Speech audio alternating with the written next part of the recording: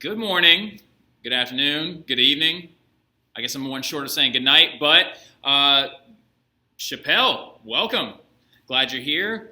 This is going to be your very first flipped assignment. So yeah, get excited. Something a little bit different than some of you are used to. I don't think I've had a single student all day that said that they know what a flipped classroom is. And so this is kind of what it is, right? We are expanding past the borders of the room, and we are using these videos and things like that to be an engaging learning activity that you can do at home. You can do it on your cell phone. You can do it in any way, shape, or form. Remember, the biggest thing is I check your notes tomorrow while you're doing your warm-up before we review, and that's pretty much the gist, right? So today in class we talked about the Paleolithic period, right? We talked about nomadic. Remember, again, in your notes, make sure you have nomadic means people who move from place to place to find food, or people who move to find food. Hunter-gatherer societies, Homo sapiens sapiens, very primitive man, tools, larger brains, and they're just going to kind of start moving around. Mobile, right? But now we're moving into what's known as the Neolithic period. All right, the Neolithic period, though, started with this thing called the Neolithic Revolution, right? So the Neolithic Revolution is going to be circa 8,000 BC,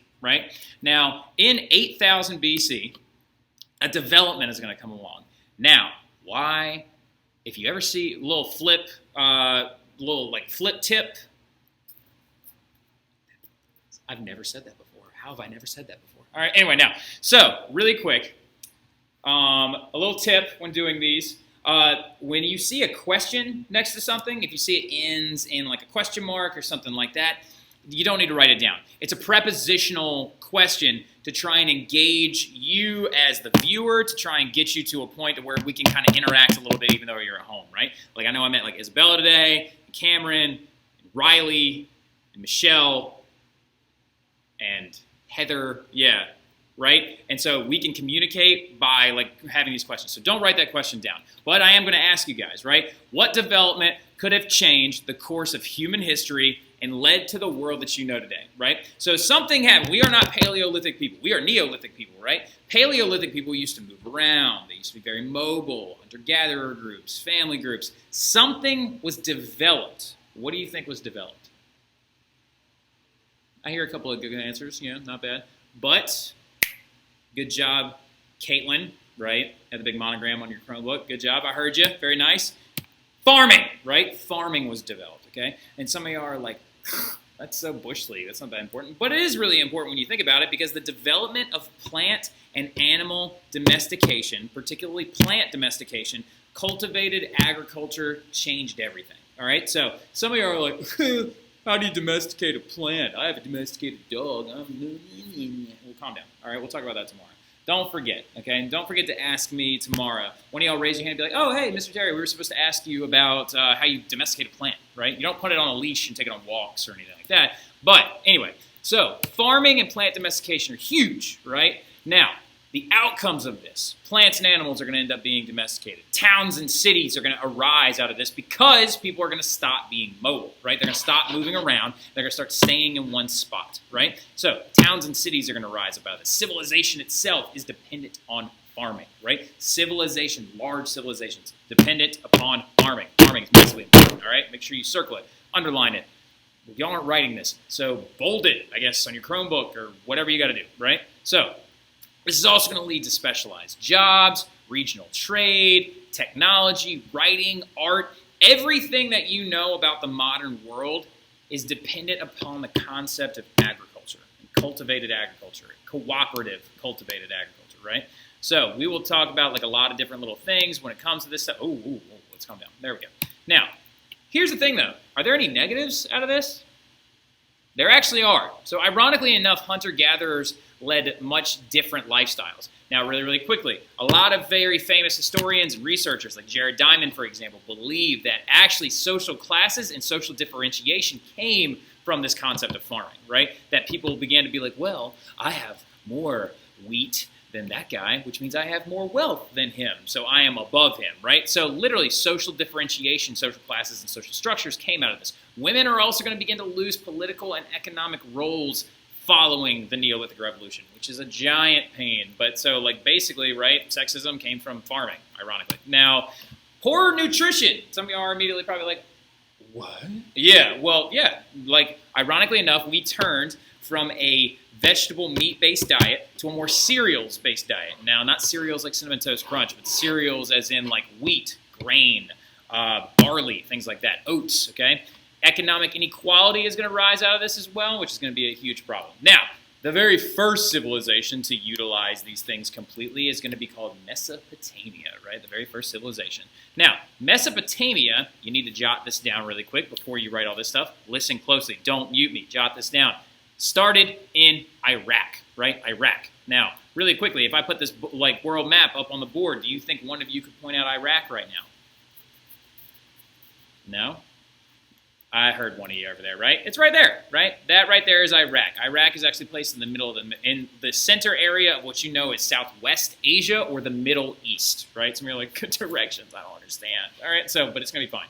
Now, that right there is Iraq, okay? And that is where the civilization known as Mesopotamia originated, also known as the Fertile Crescent, right? So, now it's known as the Fertile Crescent because of these two key rivers that they have that created this big swath of land, right? You see this green area right here?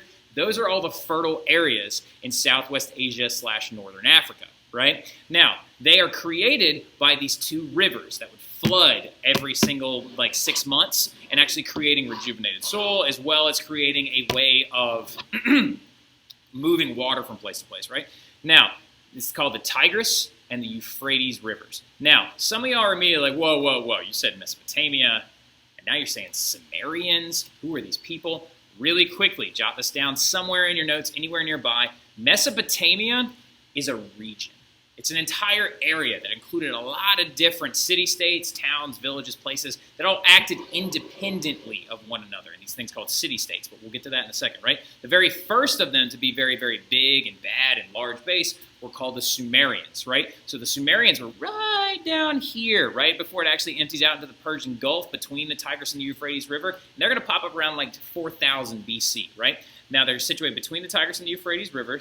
And the big thing concept about them is called irrigation. Now, irrigation is a way of diverting water to actually move that water around, right? One of you ask me how it's done, I'll draw it on the board for you tomorrow. But irrigation is a system of moving water, all right? So they're also going to then create food surpluses, which is huge, right? A food surplus is massively important, right? Food surpluses are something that Paleolithic people didn't have, right? Paleolithic people hunted as needed, gathered as needed, so they didn't have a surplus. A surplus is having extra of something, right? So the Mesopotamians / the Sumerians first are going to create these food surpluses, right? These surpluses are going to provide them food throughout the year that leads to things like job specialization, right? So people, now that there are food surpluses and they can go out and get their food from a farmer that has too much for themselves and their own family, they can now focus on craft working, artisan work, blacksmith, tanning, making leather, things like that. So different jobs and job specialization began to come from these food surpluses, right? Now, political and social organization is going to pop up as well, right? You're going to need law figures to actually govern and effectively make sure that individuals are treating each other kindly and working in the civilization modality, right? Then you're going to, of course, have these things called city-states are going to pop up. It's when a city acts on its own as its own government, right? So in Mesopotamia, we're also going to have a lot of really, really, really, really big important stuff that's going to come forward. Some of that big important stuff, let me check and see where I am. Oh, money. All right, so I've got a little bit left, and then your first flip's done. So the Mesopotamians are also going to, / Sumerians, right? We're going to talk about a couple of different areas in the Fertile Crescent area before we get into anything else. Now, the Sumerians continued, though. We're going to talk about a little other developments they had because of these surpluses, because of these amazing things that they've got. They're going to develop the very first system of writing. Now, we talked about in class today how, language comes from hunting. Well, writing comes from civilization and agriculture. The very first form of writing was known as underline this, bold this, star this. What's up? You want to be in my flip real quick? All right, Absolutely. No, just stick your face in there. Say hi to the sophomores. Sophomores. Love you. So cuneiform is a form of stylus writing on a clay tablet. They would actually take these big lumps of clay out of the bottom of the rivers and slap them down onto a rock and then use a small stylus to write on them, right? And then they would leave them out to dry throughout the day. All right, so then, of course, that's going to lead to the first form of writing. It's going to lead to your first epic stories, like this one called Gilgamesh, which I'm going to explain to you a little bit tomorrow. And then from just food surpluses and farming, we're now going to lead to astronomy, numeric systems, organized religion. Particularly, they are polytheistic. We will talk about that a little bit tomorrow, too. Ziggurats, massive. These are ziggurats right here. These massive central monumental buildings, large-scale architecture, and the wheel, which is still really important. All right, so plows. All of this because people learned to farm, right? And they learned to do this in this little Fertile Crescent area first, also known as Mesopotamia. We're talking about the whole region, or Sumeria specifically. I understand that was a lot for your first flip, so we're going to stop there. Take your notes. I'll see you guys tomorrow. We'll review it. We'll do a little bit of activity stuff with it. I'll see you guys then. Have a great one, Chappelle.